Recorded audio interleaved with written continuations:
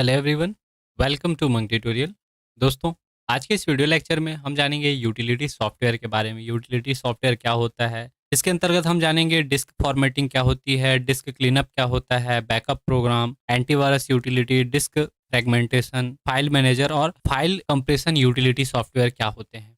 तो चलिए वीडियो की शुरुआत करते हैं। प्रीवियस लेक्चर में हम लोगों ने जो सॉफ्टवेयर के बारे में जाना था कि सॉफ्टवेयर कितने प्रकार के होते हैं। सॉफ्टवेयर 3 प्रकार के होते हैं। एक होता है आपका सिस्टम सॉफ्टवेयर, दूसरा होता है एप्लीकेशन सॉफ्टवेयर और तीसरा होता है यूटिलिटी सॉफ्टवेयर। यूटिलिटी का अर्थ होता है उपयोगिता या फिर लाभ, अर्थात ऐसा सॉफ्टवेयर जो कंप्यूटर में आपको क्या दे, लाभ दे, ठीक है, एडवांटेज दे, प्रॉफिट दे, वही सॉफ्टवेयर क्या कहलाते हैं, यूटिलिटी सॉफ्टवेयर कहलाते हैं। इसके बिना भी आपका कंप्यूटर क्या हो सकता है, रन हो सकता है, चल सकता है, इसकी आवश्यकता नहीं है। ये एड ऑन्स है, ठीक है, अर्थात इसको आप जोड़ते हैं तो इसके कारण आपको और ज़्यादा बेनिफिट मिल सकता है, लाभ मिल सकता है।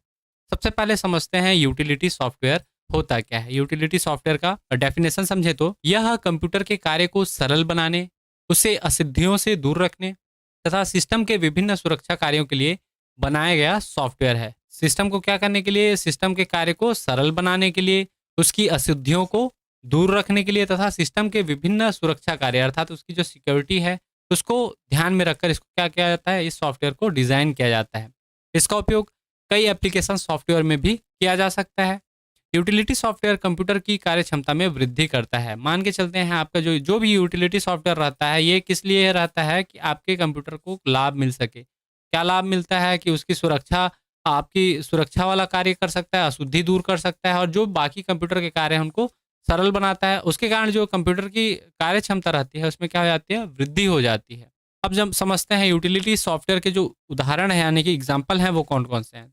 सबसे पहले बात करते हैं किसका, डिस्क फॉर्मेटिंग, दूसरा है डिस्क क्लीनअप, तीसरा बैकअप प्रोग्राम, चौथा एंटीवायरस यूटिलिटी, पांचवा है डिस्क फ्रेगमेंटेशन, छठवां फाइल मैनेजर और अंतिम है फाइल कंप्रेशन यूटिलिटी। ये सब उसके उदाहरण हैं। अब देखिए उदाहरण में मैं आपको सिर्फ नाम बता दे रहा हूँ तो आप नाम नहीं समझ पाएंगे, इसलिए मैं एक एक को आपको डिस्क्राइब करता हूँ। सबसे पहले बात करते हैं किसका, डिस्क फॉर्मेटिंग। डिस्क फॉर्मेटिंग होती क्या है, तो देखिए आपका जो कंप्यूटर रहता है उसमें अलग अलग डिस्क रहते हैं। हम लोग कंप्यूटर में जो मेमोरी यूज़ करते हैं वो रहता है हार्ड डिस्क या फिर सॉलिड स्टेट डिवाइस, जो एसएसडी जिसको बोलते हैं। तो वो उसमें भी हम वो पूरे डिस्क को क्या करते हैं, अलग अलग भागों में तोड़ सकते हैं, ठीक है। अगर उस डिस्क को हम लोग चाहें जिस जो डेटा भरा हुआ है उसको खाली करना है तो उसको क्या कर देते हैं, फॉर्मेट कर देते हैं। सिंपल शब्दों में समझे तो डिस्क फॉर्मेटिंग मतलब वो पूरे डिस्क को खाली कर देना। देखिए इसके द्वारा नए मेमोरी डिस्क जैसे फ्लॉपी डिस्क, हार्ड डिस्क या फिर ऑप्टिकल डिस्क को प्रयोग से पहले ऑपरेटिंग सिस्टम के अनुकूल बनाया जाता है। किसके माध्यम से, डिस्क फॉर्मेटिंग के माध्यम से। इसमें स्टोरेज डिवाइस के सभी सेक्टर की जांच की जाती है, खराब सेक्टर की पहचान की जाती है तथा डिस्क का एड्रेस टेबल तैयार किया जाता है। डिस्क का एड्रेस टेबल किस टाइप से रहेगा आपका, ये जो एक्सेल का रहता है, ठीक है। यहाँ ये क्या है, रो है और कॉलम है। रो और कॉलम में आपका पर्टिकुलर यहाँ पे क्या है, ये एक एड्रेस होगा। यहाँ मान के चलिए R1 अर्थात रो 1 और C1 अर्थात कॉलम 1। तो ये R1 C1 क्या है, उसका एड्रेस है, ठीक है। तो उसमें जो भी डेटा रहेगा वो क्या रहेगा, उस डिस्क के डेटा में वो हमारा जो लोकेशन रहेगा वो एड्रेस क्या रहेगा, R1 C1 अर्थात रो 1 और C1 अर्थात कॉलम 1, ठीक है। इस प्रकार से उसका क्या किया जाता है, एड्रेस टेबल तैयार किया जाता है। साथ ही फॉर्मेटिंग द्वारा डिस्क को 2 या 2 से अधिक भागों में बांटा जा सकता है, ठीक है। फॉर्मेटिंग के समय हम लोग क्या कर सकते हैं, डिस्क को डिस्क पार्टीशन कर सकते हैं। पार्टीशन मतलब टुकड़ा। जैसे मान के चलिए कोई आपका डिस्क का साइज है कितना, 1000 GB का है, ठीक है, 1000 GB का डिस्क है।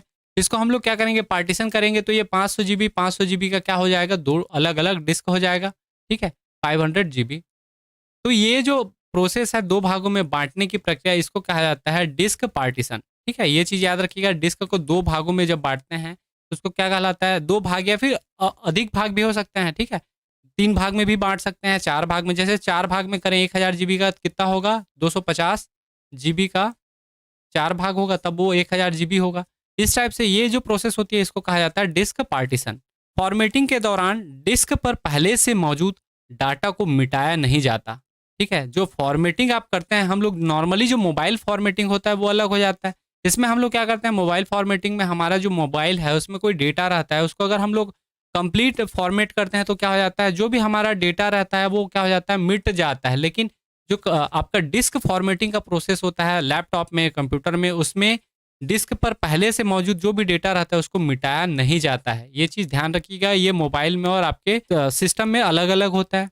डिस्क फॉर्मेटिंग में देखिए आपका सिंपल है, अगर हम लोग इमेज के माध्यम से समझें तो यहाँ पे देखिए जो ई ड्राइव है, ठीक है, ये ई ड्राइव है। ई ड्राइव को हम लोग यहाँ पे फॉर्मेट का ऑप्शन देता है, राइट क्लिक करने से open, open in new tab, pin to quick access, अलग अलग जो आपके पॉइंट रहते हैं उसमें फॉर्मेट का यहाँ पे ऑप्शन दिख रहा है। इसी माध्यम से हम लोग क्या कर सकते हैं, डिस्क को फॉर्मेट कर सकते हैं। यहाँ देख पा रहे होंगे आप 248 GB फ्री ऑफ 249 GB, ठीक है, यहाँ ये फॉर्मेट हो चुका है। इसमें कुछ डेटा अभी भी क्या है, बचा हुआ है। डिस्क फॉर्मेटिंग के बाद अगला जो है वो है डिस्क क्लीनअप। क्लीनअप मतलब साफ सफाई। तो देखिए इसके द्वारा मेमोरी डिस्क की अशुद्धियां तथा अनावश्यक प्रोग्राम व डेटा हटाकर उसकी क्षमता में क्या की जाती है, वृद्धि की जाती है। ये वृद्धि भी क्या करेगा, आपके सिस्टम में एडवांटेज ही देगा, उसकी क्वालिटी को और इम्प्रूव करेगा।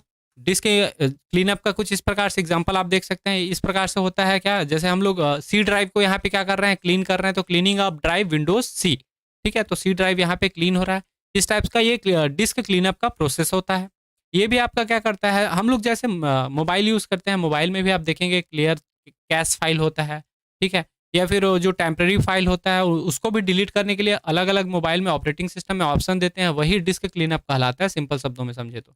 डिस्क क्लीनअप के बाद अगला आता है बैकअप प्रोग्राम। बैकअप का अर्थ यह होता है कि आपका सपोज कुछ कारणवश आपका मोबाइल खराब हो जाता है, या आपका लैपटॉप या आपका कंप्यूटर खराब हो जाता है, तो आपका जो भी डेटा है वो दूसरे जगह और स्टोर रहे ताकि वो डेटा आप रिट्रीव कर सको, यही कहलाता है क्या, बैकअप। जैसे व्हाट्सअप चलाते हैं तो व्हाट्सअप में भी क्या देता है, बैकअप देता है, आप यूज़ करते हैं, सबको पता ही होगा। तो वो सिंपल शब्दों में समझे तो वो बैकअप है, ठीक है। कंप्यूटर में क्या होता है, तो कंप्यूटर में लगे मेमोरी अर्थात इंटरनल मेमोरी के क्षतिग्रस्त हो जाने पर डेटा नष्ट होने का डर बना रहता है। आपका जो भी डेटा है सपोज वो किस में है, आपके कंप्यूटर के इंटरनल मेमोरी में है। अगर मान लीजिए कंप्यूटर करप्ट हो जाता है, हार्ड डिस्क उड़ जाता है, या फिर आपका मदरबोर्ड उड़ जाता है, उस केस में आपका इंटरनल मेमोरी से आप डेटा रिट्रीव नहीं कर सकते। लेकिन अगर उसी को आप गूगल ड्राइव में रखे हैं, ठीक है, गूगल क्या रखे हैं, गूगल ड्राइव में रखे हैं, एग्जाम्पल के लिए मैं बता रहा हूँ, तो क्या कर सकते हैं, वहां से आप डेटा फिर से लॉगिन करें दूसरे मोबाइल में गूगल ड्राइव में, और आपका जो भी डेटा है वहां से आप कलेक्ट कर सकते हैं, ठीक है, तो ये बैकअप होगा। तो इससे बचने के लिए डाटा को कंप्यूटर से अलग किसी मेमोरी, जिसको हम लोग एक्सटर्नल मेमोरी बोलते हैं, वहां पर भी संग्रहित रखा जा सकता है। जैसे मान लीजिए आपका कोई कॉलेज लाइफ का पिक है, ठीक है, वो पिक आपका मोबाइल अगर खराब हो जाता है, लैपटॉप खराब हो जाता है, उस कंडीशन में वो पिक बर्बाद हो जाएगा, वो खत्म हो जाएगा। उससे बचने के लिए हम लोग क्या करते हैं, जो हार्ड डिस्क रहता है या एसएसडी रहता है या फिर पेन ड्राइव रहता है, इन सब के माध्यम से हम लोग क्या करते हैं, उन सब फाइल को अलग से सेव रखते हैं, ताकि अगर आपका सिस्टम खराब हो जाता है, कंप्यूटर का मेमोरी करप्ट हो जाता है, तो उस केस में आपका जो भी डेटा है वो लॉस नहीं होगा। यही जो अलग से एक्सटर्नल मेमोरी में संग्रहित करने की प्रक्रिया है उसी को कहा जाता है बैकअप प्रोग्राम। यहाँ तक क्लियर है? इसे बैकअप यूटिलिटी प्रोग्राम भी कहते हैं। बैकअप प्रोग्राम में अब देखिए एग्जांपल के लिए बैकअप एंड रिस्टोर विजार्ड, इस टाइप का कुछ ऑप्शन आता है आपके में, व्हाट टू बैकअप, उसमें you can specify the items you want to backup. आपको यहाँ पे आइटम जो भी आपको बैकअप बनाना है, जैसे माय डॉक्यूमेंट्स एंड सेटिंग, उसका बैकअप आप कर सकते हैं, everyone's document and setting, all information on this computer, let me choose what to backup.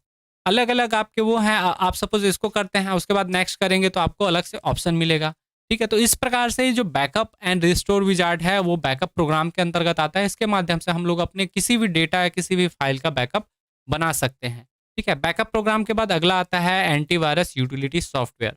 Antivirus के बारे में हम लोग ऑलरेडी पढ़ चुके हैं, एंटीवायरस क्या होता है जानते हैं, फिर भी देखिए इसके बारे में थोड़ा सा मैं बता रहा हूँ। सही प्रोग्राम के साथ लगा हुआ छोटा प्रोग्राम या इंस्ट्रक्शन जो चलाए जाने पर कंप्यूटर सिस्टम में क्या करे, कुछ खराबी उत्पन्न करता है, उसी को क्या कहते हैं, वायरस कहते हैं। और इस वायरस से निपटने के लिए तैयार जो प्रोग्राम रहता है उसको क्या कहा जाता है, एंटी वायरस कहा जाता है, ठीक है। वायरस से लड़ने के लिए जो तैयार प्रोग्राम रहता है उसको एंटीवायरस कहते हैं। इस वायरस को निष्क्रिय करने के लिए तैयार किए गए सॉफ्टवेयर प्रोग्राम को एंटीवायरस यूटिलिटी प्रोग्राम कहा जाता है।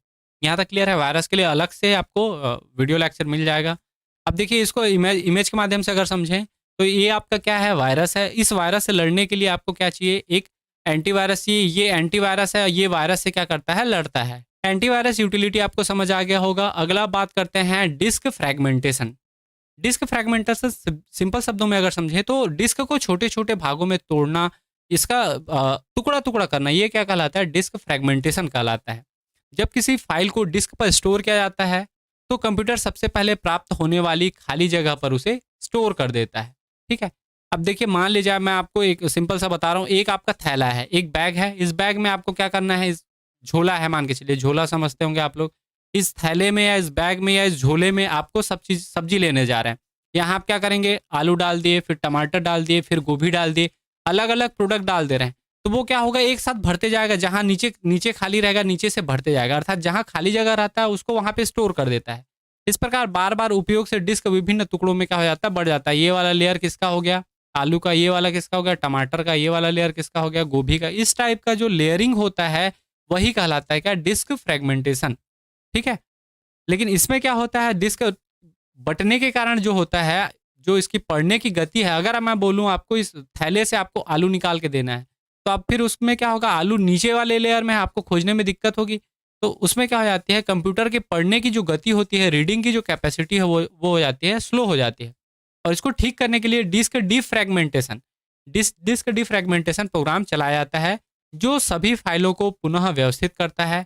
इससे डिस्क की गति क्या हो जाती है, तीव्र हो जाती है। अर्थात डिस्क डिफ्रैगमेंटेशन अगर हम लोग करते हैं तो इसी थैले में वो क्या करेगा, वर्टिकली इस टाइप से पार्टीशन कर देगा डिस्क का।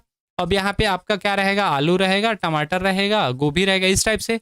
तो इससे क्या होगा, जब आपका आलू की जरूरत रहेगी तो आलू आप यहाँ से निकाल सकते हैं, टमाटर की जरूरत है यहाँ से निकाल सकते हैं। तो ये प्रोसेस जो रहती है वो कहलाती है डिस्क डिफ्रैगमेंटेशन। ठीक है। यह स्टोर किए गए विभिन्न फाइलों के बीच स्थित खाली स्थान को व्यवस्थित कर मेमोरी प्रबंधन, मेमोरी मैनेजमेंट को क्या करता है, बेहतर बनाता है। कौन सा प्रोसेस आपका, कौन सा utility software, disk fragmentation utility software. यहाँ तक क्लियर है। अब इसका देखते हैं डिस्क फ्रेगमेंटेशन में। देखिए आपका जो भी आपका डिस्क रहता है, डिस्क में ये पार्टीशन अलग अलग हो रहा है। ठीक है। इसमें हम लोग देखते हैं जो टोटल डिस्क बचा हुआ है ये है। ठीक है। नया वॉल्यूम इतना बचा हुआ है। तो अलग अलग हम लोग चाहें तो इसको एज इट इज रख सकते हैं, या फिर इसको पार्टीशन करके छोटे छोटे डिस्क में फ्रेगमेंट कर सकते हैं, वो आपके ऊपर है। फ्रेगमेंटेशन में क्या होगा, एक साथ वो सीधा भरते जाता है। याद रखिएगा, डिफ्रेगमेंटेशन में उसको अलग अलग पार्टीशन कर दिया जाता है। डिस्क फ्रेगमेंटेशन का ये डिफ्रेगमेंटर जिसको बोला जाता है, डिस्क डिफ्रेगमेंटर, इसके माध्यम से हम लोग जितना भी वो रहता है उसको एक साथ, जैसे सी ड्राइव है, डी ड्राइव है, सिस्टम रिजर्व्ड है, ये सबको मिलाकर एक साथ हम लोग क्या कर सकते हैं, एक ही एकलौता सी ड्राइव बना सकते हैं। ठीक है। ये चीज़ ध्यान रखिएगा। अगला है फाइल मैनेजर। फाइल मैनेजर क्या होता है, हम लोग मोबाइल में भी देखते हैं। जो फाइल मैनेजर होता है वो क्या होता है, एक स्थान पर रखे गए सूचनाओं तथा डाटा का संग्रह कंप्यूटर सिस्टम में फाइल कहलाता है। और इस फाइलों को देखने के लिए जो यूज़ किया जाता है उसी को क्या कहते हैं, फाइल मैनेजर कहते हैं। कंप्यूटर मेमोरी में किसी भी सूचना को फाइल में ही क्या किया जाता है, स्टोर किया जा सकता है। वो अलग अलग माध्यम हो सकता है। एक या एक से अधिक फाइलों को एक स्थान पर एक फोल्डर में स्टोर किया जाता है। देखिए सबसे पहले मान के चलते हैं, आपका एक इमेज का फाइल है, एक पीडीएफ फाइल है अर्थात पोर्टेबल डॉक्यूमेंट फॉर्मेट, एक आपका क्या है जेपीजी है, जेपीजी नहीं सॉरी, एक आपका क्या है एमपी3 फॉर्मेट का फाइल है अर्थात ऑडियो फाइल है। ठीक है। 3 अलग अलग फाइल हो गए। ये सब क्या है, फाइल है। और इन सारे फाइलों को क्या करते हैं हम लोग, एक स्थान पर स्टोर करते हैं, वो क्या कहलाता है, फोल्डर कहलाता है। ठीक है। फोल्डर में स्टोर करते हैं तथा फाइल तथा फोल्डर के मैनेजमेंट को या प्रबंधन के लिए निर्मित सॉफ्टवेयर को ही क्या कहा जाता है, फाइल मैनेजर सॉफ्टवेयर या फाइल मैनेजर यूटिलिटी सॉफ्टवेयर कहा जाता है।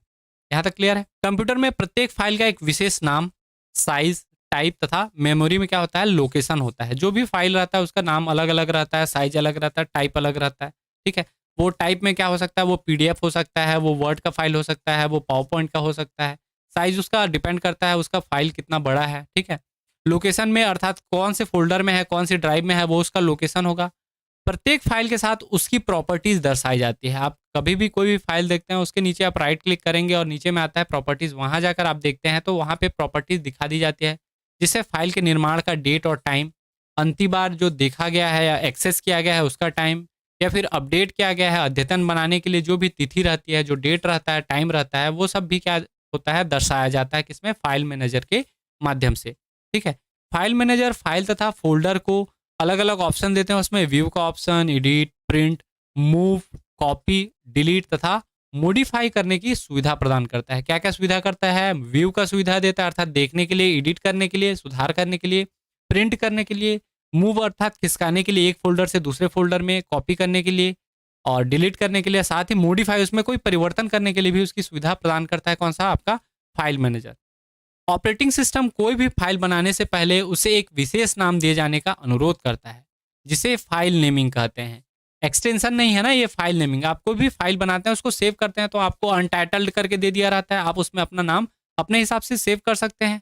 फाइल को मेमोरी में सेव किए जाने पर फाइल मैनेजर फाइल के नाम के साथ फाइल एक्सटेंशन स्वतः जोड़ देता है। सपोज मान लीजिए मैं इसका पीडीएफ बना रहा हूँ, क्या बोलते हैं उसको, पोर्टेबल डॉक्यूमेंट फॉर्मेट, एक डॉक्यूमेंट बना रहा हूँ।